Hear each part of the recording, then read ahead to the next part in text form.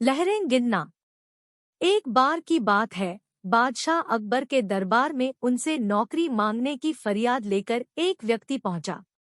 उसकी कुछ देर बातें सुनने और बुद्धि की परीक्षा लेने के बाद बादशाह ने उसे चुंगी यानी टैक्स वसूलने वाला अधिकारी बना दिया। बीरबल भी उस दरबार में मौजूद थे। उन्होंने उसे कुछ देर ध्यान से देखने के बाद कहा कि बादशाह, यह व्यक्ति ज्यादा ही चालाक लग रहा है। यह जल्द ही कुछ न कुछ बेईमानी जरूर करेगा। होते होते कुछ समय गुजरा और तब तक उस व्यक्ति ने टैक्स वसूलने का काम पूरी तरह संभाल लिया था। एक दिन बादशाह अकबर के पास एक दो व्यक्ति उस अधिकारी की शिकायत लेकर आए। शिकायतें मामूली थी, इसलिए उन पर ज्यादा किसी ने ध्यान नहीं दिया। उसके बाद रिश्वत लेने और जनता को परेशान करने के आरोप भी उस अधिकारी पर लगने लगे।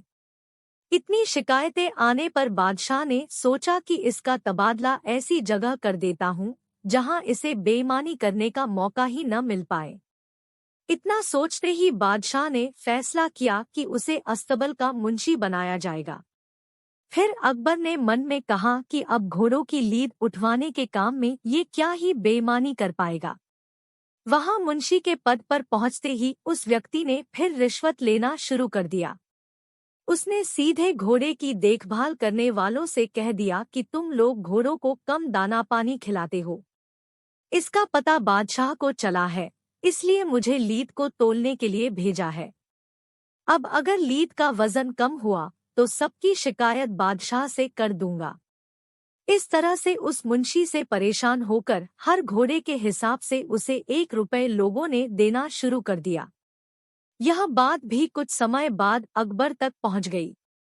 उन्होंने मुंशी को सीधे यमुना की लहरें गिनने का कार्य सौंप दिया।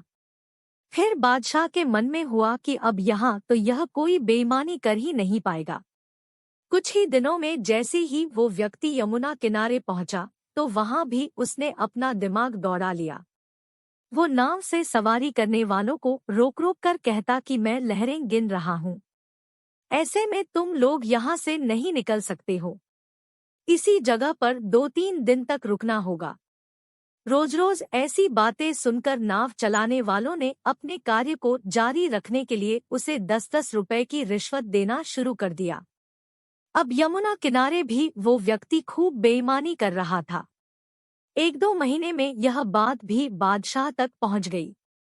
तभी अकबर ने एक लिखा हुआ आदेश भिजवाया, नाव को रोको मत, जाने दो। वो व्यक्ति चतुर था, उसने बादशाह के आदेश वाले पत्र को नावों को रोको मत जाने दो कर दिया था।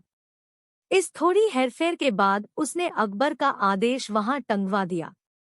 आखिर में उससे परेशान होकर बादशाह ने उसे नौकरी से ही निकाल दिया।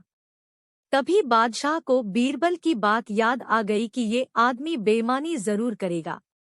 तब उनके मन में हुआ कि मुझे उसे पहली गलती में ही कठोर दंड देना चाहिए था। कहानी से सीख।